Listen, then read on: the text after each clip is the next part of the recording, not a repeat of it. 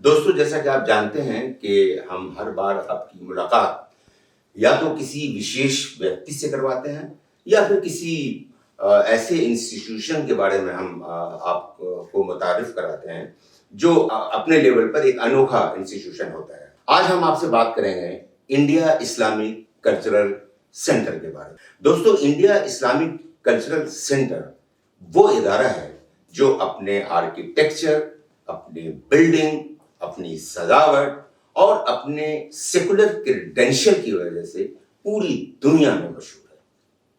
इसकी इमेज पूरी दुनिया में बहुत ही जबरदस्त बिल्डिंग और जबरदस्त इदारे के तौर पर है और पूरी दुनिया में लोग जानते हैं और यहां आना पसंद करते हैं।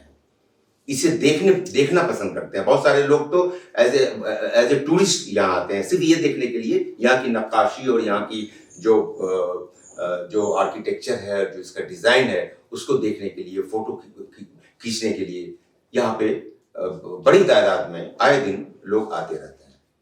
दोस्तों, मैं आपको बता दूं कि आज हमने स्टूडियो में जिनको दावत दी है और जिन्होंने हमारी इस दावत को कबूल किया है, वो हैं इमरान मोहम्मद खान। इमरान मोहम्मद खान साहब के बारे में मैं आपको बता दूं कि ये इस्लामिक कल्चरल सेंटर के बिल्कुल शुरुआती दौर के जो मेंबर्स का जो लॉट था, उस दौर के ये मेंबर हैं, लाइफ मेंबर हैं और इन्होंने हर जमाना देखा है, उसका अरूज भी और उसका ज़वाल भी। ज़वाल में क्यों कह रहा हूं, ये अभी आपको आगे बातचीत में से पता चलेगा। इमरान साहब, आप ये बताएं कि आपने, जैसा कि मैंने अभी आपके बारे में तारुफ कराया कि आपने शुरू में ही ज्वाइन किया था इस्लामिक कल्चरल सेंटर, तो आप उसके तमाम नशो फराज से वाकिफ हैं। उसकी वो कब बना, किन लोगों का उसमें कंट्रीब्यूशन रहा और कैसे कैसे धीरे धीरे बन के वो इस मुकाम पर पहुंचा कि पूरी दुनिया में जाना जाने लगा।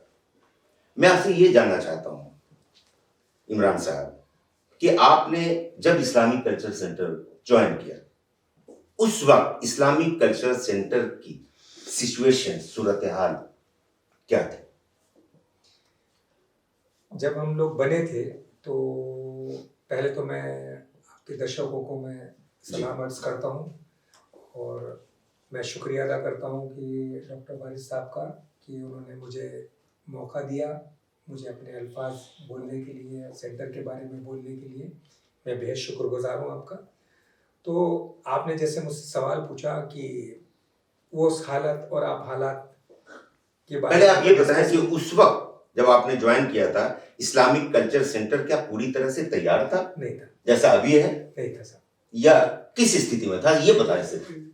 श्रीमती प्राइम मिनिस्टर श्रीमती इंदिरा गांधी जी ने पहले तो उसका वो करा था, फाउंडेशन स्टोन रखा था और मैं आज तक नहीं भूला हूँ कि उसके बाद जब बिल्डिंग बन रही थी और ये इदारा बन रहा था, तो उस टाइम मैं 3 लोगों को देखता था जो भाग दौड़ कर रहे थे। एक तो सिराज साहब, हमारे जो भी मौजूदा प्रेसिडेंट, सिराज कुरैशी साहब जी, जो मौजूदा प्रेसिडेंट हैं, और एक मूसा रजा साहब, वो उनकी बहुत अच्छा कंट्रीब्यूशन है। एक हमारे भाई सफदर हुसैन खान साहब। ये तीनों को तो मैंने बहुत बार मीटिंग में भी देखा और ये तीनों भाग रहे होते थे। ओपनिंग हो रही है और सोनिया गांधी जी आ रही हैं उसकी इनॉग्रेशन के लिए, ये सारी चीजें चल रही थी। तो वो दौर भी देखा है कि जब ये बिल्कुल ही खंडर था और उसके बाद ये बना और वो जो एक्साइटमेंट था सब में था, मेंबर जो बन गए थे उनमें भी एक्साइटमेंट था। और मैंने भी अटेंड करी थी उस ओपनिंग सेरेमनी को जिसमें सोनिया जी आई थी। बड़ा अच्छा लगा था हमने ये लगा था कि एक ऐसा सेंटर खुला है जहाँ पर कल्चर भी होगा, इस्लाम भी होगा और इंडिया का कल्चर भी दिखाया जाएगा, इंडिया का, और सब चीज़ें होंगी। वो बड़ा यानी कि प्यारा माहौल सा बना हुआ था जिसमें हम यहाँ पर इस सेंटर में गंगा जमुना तहजीब का एक मुजाहरा होता था, जहाँ पर दिवाली मिलन भी, होली मिलन भी, क्रिसमस और ईद भी और गुरु नानक जयंती भी, ये सारी चीज़ें मनाई जाती थी। बड़ा स्मूथली काम चल रहा था और बहुत से इलेक्शंस आए और बड़े बड़े लोग सिराज कुरैशी साहब के अगेंस्ट में खड़े हुए, मगर इनकी जो मेहनत थी, इनकी जो इन्होंने जिस ईमानदारी से काम किया था कि मेंबर्स ने इनको हमेशा जिताया। जी, मैं उस पर आऊंगा। वो मैं ये पॉइंट और बोल देता हूँ आगे बात। बट कुछ चीजें ऐसी डेवलपमेंट हुए जो कि अभी तक जितने भी इलेक्शंस हुए थे और उसके बाद वो जो 5 साल का टर्म था बड़ा स्मूथली गया, फ्रैंकली स्पीकिंग, ऐसा कोई ज्यादा दिक्कतें नहीं आई। बट मैं क्या बताऊं, इसमें अल्लाह की क्या मर्जी थी कि जो ये 2019 में जो ये इलेक्शन हुआ, मैं 2019 के बारे में आपसे अभी बात करूंगा। आप मुझे ये बताएं कि जब खंडर की शक्ल में सिराज कुरैशी साहब को ये मिला और इन्होंने एक ख्वाब देखा कि इसको एक आलीशान बिल्डिंग में तब्दील करेंगे, तो क्या ये सच है कि इन्होंने अपनी फैक्ट्री को गिरवी रख के लोन लिया था बैंक से? क्या इसकी सच्चाई है या ऐसी अफवाह है? देखिए साहब, मुझे जब तक मैं देखता नहीं हूँ मैं वो नहीं करता हूँ, बट इन्होंने अपनी तरफ से 50 लाख रुपए भी दिए थे, ये मैंने देखा है मेरी आंखों के सामने। अपने पॉकेट से? हाँ, अपनी तरफ से दिया था भाई लगाने के लिए, और इन्होंने कोई कसर नहीं छोड़ी। और इन्होंने, सही बताऊं तो इन्होंने अपनी पूरी डेडिकेशन के साथ इस सेंटर के साथ अपनी खिदमत करी है इस सेंटर के लिए। मैं इस बारे में तो मैं आंख बंद करके कह सकता हूँ, एज फार एज इनकी ईमानदारी की बात है, इन्होंने डेडिकेशन से करा और कोई किसी चीज़ में इन्होंने सेंटर को कमर्शियल होने से भी बचाते रहे। बट अभी आगे क्या होता है ये हमें नहीं मालूम। ये बताइए कि जब ये इतनी स्मूथली ये सेंटर चल रहा था और सब लोग बहुत खुश थे और सब कुछ बहुत अच्छा चल रहा था, पूरी दुनिया से लोग यहाँ आते थे, यहाँ ठहरते थे, यहाँ के फंक्शंस में शिरकत करते थे, अचानक ऐसा क्या हो गया कि बीओटी के 6 मेंबरान ने बगावत कर दी? कोई तो बहुत सिंपल वजह रही होगी। बहुत सिंपल है, बहुत सिंपल है इसमें। देखिए, जो 19 का इलेक्शन हुआ ना, और 19 के इलेक्शन में जो ये टीम जीत के आई under the guidance supervision of Siraj Qureshi साहब। अच्छा, जो इनकी टीम थी जी, पैनल, एक्सेप्ट फॉर वन जी, एक जो है, क्या नाम था उनका? कमर अहमद साहब, जो उनके पैनल के नहीं थे, बाकी के सब पैनल जीते थे, पैनलिस्ट। ठीक है, बीओटीज में भी और एग्जीक्यूटिव में भी। जी, बस। और इनको जो जितने भी पैनलिस्ट में थे उनको ये लगा था कि सिराज साहब का ये आखिरी टर्म है। जी, ठीक है ना, ये जो आखिरी टर्म का जो था ना, तो वो एक लालच सा पैदा हो गया कि अगला मैं प्रेसिडेंट लड़ूंगा। अच्छा, ये बताएं, सिराज साहब के पैनल से जो लोग लड़े, तो सिराज साहब तो अपने लिए पैरवी कर रहे होंगे ना, कैनवेसिंग, मैं प्रेसिडेंट हूँ, मुझे वोट दो। वो अपने लोगों को अपने ही बारे में तो कहेंगे, या क्या पूरे पैनल के बारे में कहते थे कि सबको वोट देना है? देखिए साहब, ये तो है, ये नहीं है कि सिराज साहब ही कहते थे, जितने भी पैनलिस्ट थे ना सब लोग पैनल की ही बात करते थे। अच्छा। मैं यूं नहीं कहूंगा कि सिराज भाई कहते थे जी, बाकी के जितने भी बीओटी थे, एग्जीक्यूटिव मेंबर थे, सब लोग जब बात करते थे यूं कहते थे हमारे पूरे पैनल को ही देना है आपको जी, मुझे मत दो मगर पूरे पैनल को दो।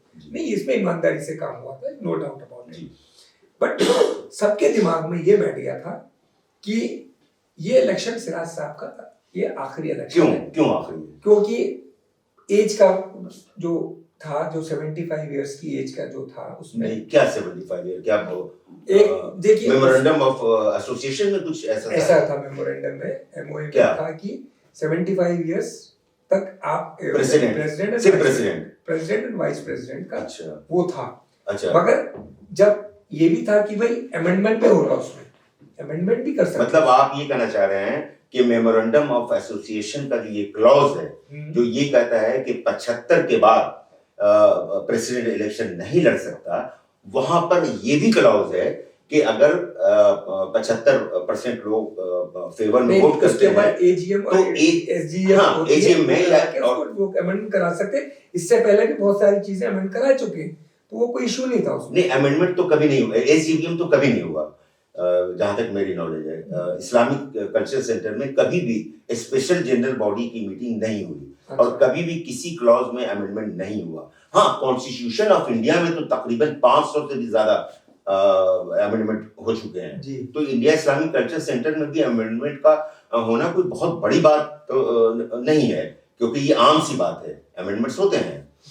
जी बिल्कुल सही। तो आप ये कहना चाह रहे हैं कि इन लोगों के मन में ये लालच हो गया कि अब क्यों ना हम में से कोई प्रेसिडेंट, अब हम लड़ेंगे अपना इलेक्शन। अच्छा। मैं यकीन नहीं करेंगे, जिस दिन से ये रिजल्ट अनाउंस हुआ है ना, सब लोग instead of focusing on Islamic centre, सब लोग इसी काम में लग गए कि भैया अगला इलेक्शन मुझे लड़ना है। तो ये ग्रुपिज्म शुरू हो गई थी। एक तो 2 साल में ये लेके चलूंगा कि कोविड ने हमें परेशान करा इस टर्म में, और उसके बाद ये चीजें आने उठने लग गई। और सच बताऊं, जिस तरीके से सिराज भाई ने मेहनत करी थी, जिस तरीके से डेडिकेशन से करा था, शायद सबको यही सोचना चाहिए था कि एक बार और सिराज भाई को चांस देना चाहिए हमें। क्यों चांस देना चाहिए? क्या कुछ बचे हुए प्रोजेक्ट थे? क्या मामला क्या था? देखिए, शायद कुछ आज हमारी जो बिल्डिंग है ना इस्लामिक सेंटर की, हाँ। उसका नक्शा ही कुछ और होता। अच्छा। क्योंकि लास्ट टाइम जब इलेक्शन हुआ था, उसमें कुछ कमिटमेंट्स हुई थी कि थोड़ा रेनोवेशन होगा, एक्सपेंशन होगा एंड ऑल दैट स्टफ, उसमें करने की बात हुई थी। बट हुआ क्या कि कोविड की वजह से, कोविड आ गया, उसकी वजह से भी दिक्कत हुई, और कोविड के बाद, उसके पोस्ट कोविड के बाद भी बहुत सारी चीज़ों का साइड इफेक्ट हुआ है। और सेकेंडली, मैं एक चीज़ और कहता हूँ कि इसके लिए फंड्स की भी जरूरत पड़ती है। 40-50 करोड़ तो बैंक में होना चाहिए, जब भी जाके कंस्ट्रक्शन हो सकता था जी। उतना उतना फंड नहीं था। बट हमारे जितने भी इलेक्टेड बॉडीज हैं, अगर वो लोग कोशिश करते, माशाल्लाह IRS हैं, IPS हैं हमारे पास, अच्छे उन्होंने कहा कि सिराज साहब ने फंड का इंतजाम नहीं किया, तो वो सीधे इनके ऊपर इल्जाम। वही तो प्रॉब्लम है ना जी, वही है ना, सब सारी गलती का टिपरा एक ही इंसान पे क्यों छोड़ रहे हो भाई? जब आपको सिराज साहब को जब वोट दिया था, तो आपको भी तो वोट उतना ही दिए ना लोगों ने। तो सबकी जिम्मेदारी है, एक ही इंसान की जिम्मेदारी नहीं है। और कोई भी काम एक इंसान से नहीं होता है, टीम वर्क होता है। आज ये जो इदारा खड़ा हुआ है, इतना शानदार, हमें जो फक्र है, ये इदारा क्यों खड़ा हुआ है? Not only just because of Siraj भाई नहीं है, सभी की मेहनत थी शुरू में भी। बहुत से लोगों ने कंट्रीब्यूट भी करा, मेहनत भी करी है, इसमें सबने करी है, तो वो आज खड़ा हुआ है। और सिराज साहब ने इसको लेके चले 20 साल, इसको बनाया, इसको साचा है। और देखिए, आज जितने भी इस्लामिक कंट्रीज से भी कोई आता है, उसका भी एक एम होता है कि एक दफे ये इस्लामिक कल्चर सेंटर पे जाए, क्योंकि एक बड़ा प्रेस्टिजियस ये सेंटर है, ये बड़ा प्रेस्टिजियस है for our India also. India के लिए भी ये बहुत प्रेस्टिजियस सेंटर है, तो हमारे लिए हमें फक्र होना चाहिए। और आज हम लोग एक दूसरे के ऊपर कीचड़ उछाल के और ऐसी बातें करके, बिलो द बेल्ट अटैक करके, ऐसी बातें करके, आज हम सच बताओ ना, मालूम है, हमारा दिल रोता है, हमें बड़ा अफसोस होता है कि आज हम जिस सेंटर के लिए हमें फक्र होता था, आज उस सेंटर में आपसी मतभेद की वजह से आज हमारा सेंटर बड़ा बदनाम हो रहा है। क्या हो गया ऐसा? देखिए ना, जब चीजें कोर्ट में चली जाती है ना, जब आपसी तो मामले, कोर्ट में तो सिराज साहब गए हैं, कोर्ट में तो सिराज साहब गए ना, आपके प्रेसिडेंट। सिराज साहब तो बाद में डिफेंस के लिए जाना पड़ा, मजबूरी में बेचारों को। तो ये तो उससे पहले तो किसी और ने वहां पर कोर्ट में बहुत सारी चीजें डलवा दी। अच्छा। उसी देखिए साहब, जब कोर्ट में जाएंगे तो सामने वाला डिफेंस में, आप भी जाएंगे भाई। अगर आपके खिलाफ में कुछ डाल दूंगा तो आप भी डिफेंस के लिए डालेंगे जी। तो सिराज साहब पहले नहीं गए। अच्छा। मैं गारंटी दे सकता हूँ उसकी। तो बात ये है कि अब जिस तरीके से हालात हैं, आज हमें कोई भी चीज कराना हो इस्लामिक सेंटर में, तो हमें कोर्ट के पास जाना पड़ेगा। हम यूं नहीं है कि आपसी बैठ के मीटिंग करके उसको सॉल्व कर सकें। बहुत सारी इस वक्त दिक्कतें आ रही हैं, और हालात इतने खराब हो रहे हैं कि इस वक्त तो, कि हम तो बस ऊपर वाले से दुआ करेंगे कि हमारे सेंटर को बचा ले और बदनामी से बचाए, और हम सब मुसलमानों को, और जितने भी मेंबर्स हैं, गैर मुस्लिम्स भी हैं, मुस्लिम्स भी हैं, बड़ा बड़ा मोहब्बत का इदारा है ये हमारा। इसमें सारे यूनिटी है हम लोगों की, कल्चर है इसका ये हमारा। तो इसकी इज्जत बचाने के लिए हम ऊपर वाले से दुआ करेंगे कि भाई जी, इसको बदनामी से और बेरुखी से बचाए। ये मेरी दिल से दुआ है। जी, आप ये बताएं, आप इमरान साहब बहुत सीनियर मेंबर हैं, और आपकी बात में मैं बहुत और से सुन रहा था और सुन रहा हूँ। आप एज ए सीनियर मेंबर क्या आप ये चाहेंगे कि सराद कुरैशी साहब फिर 5वीं टर्म इलेक्शन लड़े और जो बचे हुए काम है उसको पूरा करें? आप बिल्कुल चाहूंगा। अच्छा, मैं इसलिए चाहूंगा क्योंकि ये जो 5 साल थे ना, ये पूरी वर्ल्ड के लिए परेशानी के साथ 5 साल लेके चलेंगे हम। जी, जी। क्योंकि आप ये नहीं है कि भाई हिंदुस्तान में भी बेरोजगारी भी बहुत नीचे आई है, बहुत सारी चीजें आई है, जस्ट बिकॉज एक बहुत बड़ी आपदा से गुजरा है देश भी, सेंटर भी, पूरी दुनिया भी एक बड़ी आपदा से गुजरा है, जो हमने कोई सी शायद सालों 100 सालों में भी नहीं देखी होगी आपदा जो हमने गुजरे हैं। तो उसमें देखिए जो कमिटमेंट्स थी, जो इन्होंने 5 साल पहले जो कमिटमेंट करी थी, जो वोटरों से इन्होंने अपने मेंबरों से जो कमिट करी थी, वायदे करे थे, वो अभी पूरे नहीं हो पाए हैं। क्योंकि प्रधानमंत्री भी यही बोलते हैं कि मेरे कुछ चीजें नहीं हो पाई है क्योंकि अब ऐसी आपदा आई है। हाँ, 3 साल निकल गए। 3 साल ऐसे निकल गए। तो जब प्रधानमंत्री, हमारा देश का प्रधानमंत्री श्री नरेंद्र मोदी जी भी हमारे ऐसे बोल रहे हैं कि उनको भी दिक्कत है अभी थोड़ी सी, तो हमारे सिराज साहब को भी दिक्कत आई है इस चीज की। हमें ये कोशिश करना है कि इस चीज को एक टर्म और दे और इस इदारे को और बड़ा बनाए और ज्यादा फैसिलिटीज दें जाए मेंबर्स को, सबको मेंबर्स को फैसिलिटीज भी अच्छी मिली जाए जी, और जो इनकम्प्लीट है कुछ काम वो पूरे हों जी। तो हमारी यही दुआ है और हम तो यही चाहते हैं कि भाई ये काम हो जाए। इमरान साहब, आपके साथ साथ हम सबकी दुआ है कि आपकी जो तमन्ना है वो पूरी हो और ये जो सेंटर है वो इसकी फलाह हो, ये जिस तरह से तरक्की पे था उसी तरह से तरक्की पे गामजन रहे और इसकी शक्ल और भी ज़्यादा खूबसूरत हो जाए और भी ज़्यादा इसे दुनिया वाले जाने और पहचाने और इसे देखने आए। बहुत बहुत शुक्रिया इमरान साहब।